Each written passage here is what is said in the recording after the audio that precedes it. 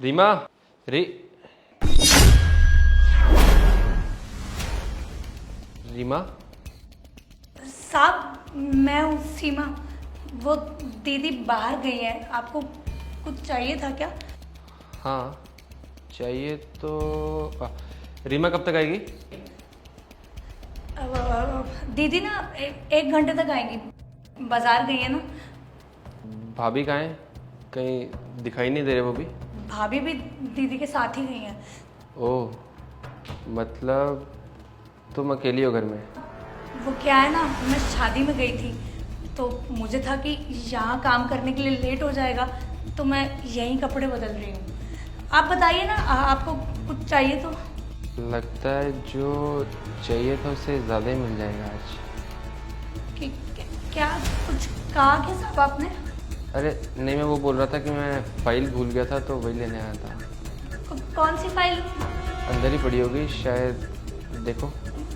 यहाँ तो कोई फाइल नहीं पड़ी। तुम्हें नहीं मिलेगी, मैं ही आके ले लेता हूँ। ये है क्या साहब? हाँ फाइल तो यही है। और कुछ चाहिए तो देख लीजिए। हाँ हाँ देख ही तो रहा हूँ। भाभी आप इतनी जल्दी कैसे आ गए? क्यों? लेट आना चाहिए था।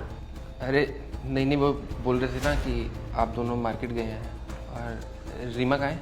उसकी फ्रेंड मिल गई थी मार्केट में तो वो उसके साथ चली गई। वो छोड़, तू ये बता, तू इस वक्त यहाँ क्या कर रहा है? मैं तो फाइल भूल गया था, वही लेने आया था। चलता हूँ। दीदी आ जाओ बाहर, साहब चले गए। दीदी मेरा पति तो फेल हो गया, आप अपना देखिए, अभी भैया को कॉल कीजिए। किरण, साहब मैं हूँ सीमा। वो भाभी जी बाहर गई हैं, आपको कुछ चाहिए क्या? लेकिन वो तो कह रही थी उसकी तबीयत खराब है, ऐसे अचानक से कहाँ चली गई वो? भाभी जी की तबीयत ना बहुत ज़्यादा खराब हो गई थी तो दीदी भी उनके साथ ही चली गई।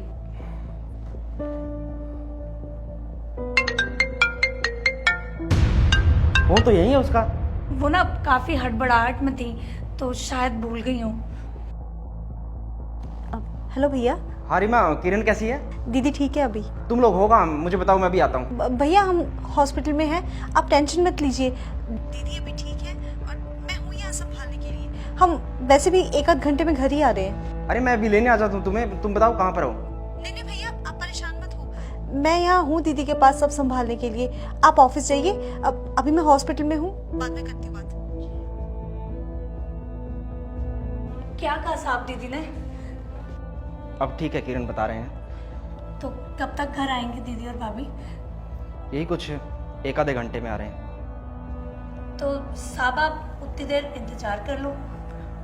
नहीं नहीं, मुझे कोई ज़रूरी काम है, मैं जाता हूँ ऑफिस में। भाभी आ जाओ बाहर, साहब चले गए। दीदी आप भी बाहर आ जाइए।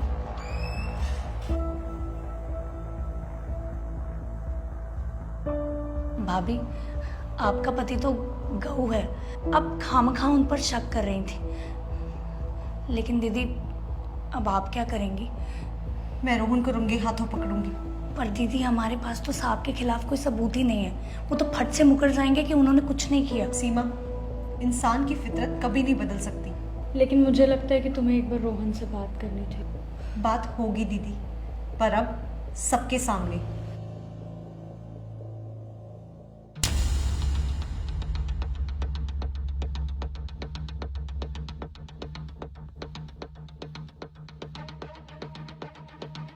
साहब रोटी लेंगे? हाँ लूँगा ना।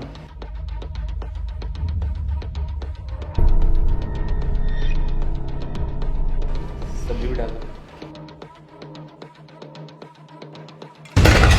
साहब ये क्या कर रहे हैं आप? क्या हुआ सीमा? देखिए ना भाभी जी, साहब ने मुझे गलत जगह छुआ। क्या बकवास कर रही है भाभी? ऐसा कुछ नहीं है, इसे कुछ गलतफहमी हुई होगी। नहीं भाभी, मैं सच बोल रही हूँ। दीदी मैं सच बोल रही हूँ, साहब ने मुझे 2 बार गलत तरीके से छुआ। ओह, 2 कौड़ी की औरत, तेरा और मेरा ना कोई मैच भी नहीं है। अपने झूठ को छुपाने के लिए कुछ ही मत बोल, समझी? झूठ ये नहीं, झूठ तुम बोल रहे हो। ये क्या बोल रही हो रीमा तुम? फाइल लेने के बहाने जब तुम सीमा को अपनी गंदी नजर से देख रहे थे, उस वक्त मैं और दीदी वहीं पे थे। तुमने मुझे कहीं मुंह दिखाने के लायक नहीं छोड़ा। अरे जब तुम घर पे ऐसी हरकतें कर सकते हो तो ना जाने बाहर क्या क्या करते होगे। शर्म आ रही है मुझे तुम्हें अपना पति कहते हुए। मुझे प्लीज एक मौका और दे दो, आगे से ऐसा कभी नहीं होगा। तुम्हें एक मौका देके ना मुझे अपना और अपमान नहीं करवाना है। मैं इस घर को छोड़ के जा रही हूँ क्योंकि मुझे तुम्हारी शक्ल नहीं देखनी आज के बाद। ऐसा मत बोलो, मैं तुम्हारे बिना नहीं रह पाऊंगा रीमा, प्लीज। तुम्हें एक बार भी ये हरकत करते हुए मेरा ख्याल नहीं आया कि मुझे कैसा लगेगा। मैं उस इंसान के साथ एक पल भी नहीं रह सकती जो औरतों को अपनी हवस का खिलौना समझता है, जिसके दिल में उनके लिए कोई इज्जत नहीं है। ठीक ही तो कह रही है रीमा, आज तुमने ना उससे उसका सब कुछ छीन लिया। अब कम से कम उसे उसकी जिंदगी के फैसले लेने का हक तो उससे मत छीनो। रोहन, माँ बाप ने हमें ऐसे संस्कार कभी नहीं दिए जो हम एक औरत की इज्जत ही ना कर सके। इस बात का अफसोस मुझे हमेशा रहेगा। भैया, भाभी, प्लीज मुझे माफ कर दीजिए, पर मैं इस इंसान के साथ अब और नहीं रह सकती।